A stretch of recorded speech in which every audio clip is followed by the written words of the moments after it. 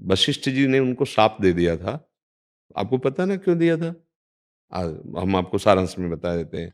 एक बार अष्टवसु भ्रमण करते हुए जा रहे थे, तो वशिष्ठ जी के आश्रम में नंदिनी जी विराजमान थी, जो गाय के रूप में थी। वो बहुत सामर्थ्यशाली थी। मतलब नंदिनी जी का मतलब है विश्व का जो सुख चाहो वो सब प्रदान कर दे, उनका जो दूध पी ले वो अमर हो जाए, बड़ी महिमा थी। तो उनमें से एक जो वसु थे, उनकी पत्नी ने कहा, मृत्यु लोक में एक हमारी मित्र है राजकुमारी, अगर हमको इसका दूध मिल जाए और उसको पिला दूं तो अमर हो जाएगी। तो उनका ऐसे कैसे दूध, बछड़ा वहां, अगर वशिष्ठ जी आ गए तो सामर्थ्यशाली ऋषि तत्काल साथ दे देंगे, तो उनका फिर चुरा लो गाय को।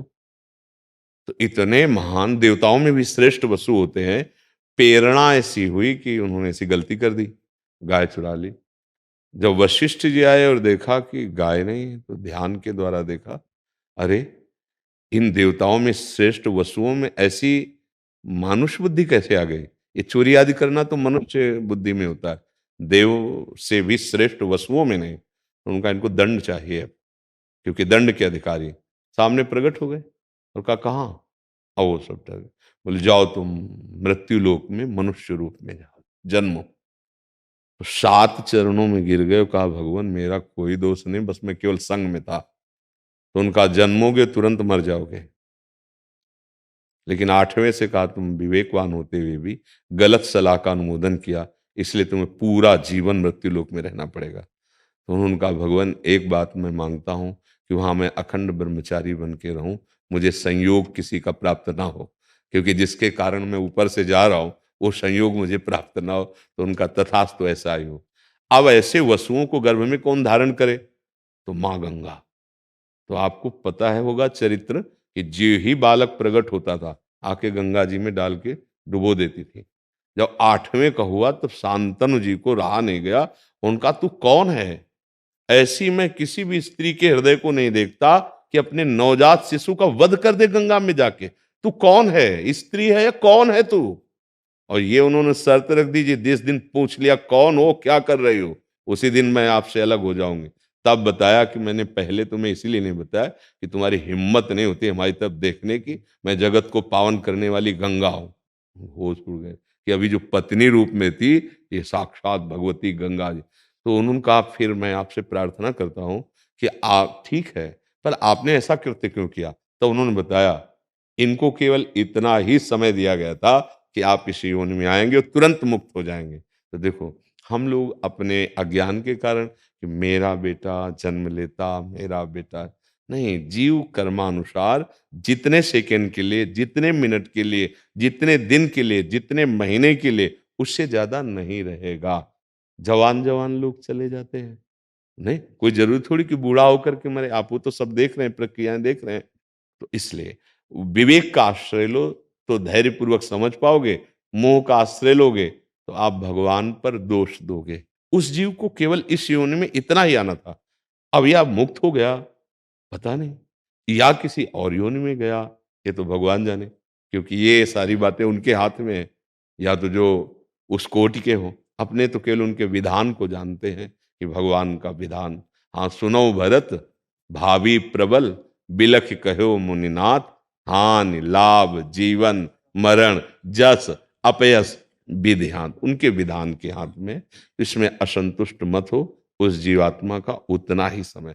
और कहीं ना कहीं हमारे कर्म होते हैं, हमारे कर्म का संयोग बना तभी तो जीवात्मा इतने दिन के लिए आया और हमें क्षोभ पैदा कर दिया। माँ को कष्ट हुआ, हृदय को कष्ट हुआ, आशा हमारी छेदन हुई।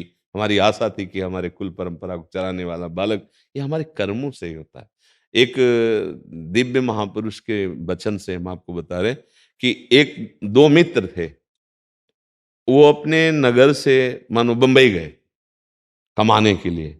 अब बड़ी मेहनत करके पैसा कमाया, धीरे धीरे और पैसा बढ़ाया, फिर उन्होंने एक होटल खोल लिया, बहुत जोर का होटल चलने लगा।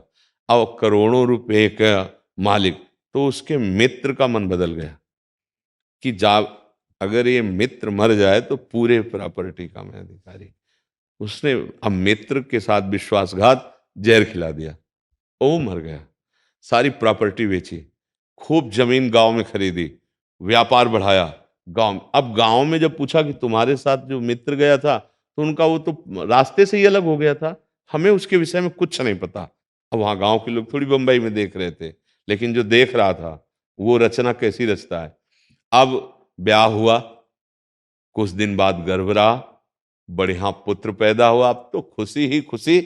उसको देखो, अधर्म का परिणाम बाद में समझ में आता है, पहले वो इतना मीठा लगता है कि उसको मारा तो देखो कितना मंगलमय हो गया, जमींदार हो गए, व्यापार बढ़ गया, ब्याह हो गया, पुत्र हो गया।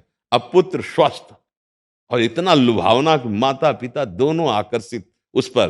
अब पढ़ाई लिखाई में इतना ग्रेजुएट, अब उसको अमेरिका भेजा, पैसा खूब था, वहां पढ़ना लिखना शुरू किया, बीमारी शुरू हो गई। अब वहां से जब अब यहां से बेचना शुरू हुआ, पहले रुपया जाते रहे, फिर जेवर आदि बेची, फिर संपत्ति बेचना, जो जड़ संपत्ति खेती आदि, धीरे धीरे धीरे कर्जा ले लिया, करोड़ों का कर्जा ले लिया। अमेरिका में औषधि चलती थी, जब नहीं रहा तो बचाने भर का पैसा, तो उसको वापस बुलाया और गोद में ऐसे रख के रो रहे थे कि बेटा अब कुछ नहीं बचा, करोड़ों का कर्जा हो गया, अब क्या करूं। तो मुस्कुराया और कहा दोस्त समझे। तो कहा तुम मुझे दोस्त बोलते हो बेटा। बोले हाँ वही बंबई वाला दोस्त, पूरा हिसाब बराबर, और कर्जे में, और ये जा रहा हूं, और शरीर छोड़ा चला गया, मिटिया मेट हो गया ना मिटिया मेट। हमारा कोई कर्म, अब हमें तो पता नहीं होता ना, वही आके हमको दुख देता है, वही आके ऐसे विधान बनाता है कि हम महान दुख में, अब पूरे जीवन, अब उस कर्जा निपाटने में, और पुत्र का राग बहुत हर तरह के इसीलिए बार बार हम कहते हैं अध्यात्म योग के बिना हमारा जीवन बिल्कुल मृत तुल्य जीवन है। ऐसी घटनाएं हैं, ऐसी परिस्थिति है, मानो उसने आपका वर्ण किया, आपने छल कर दिया, अब उसके जीवन में क्या रहेगा।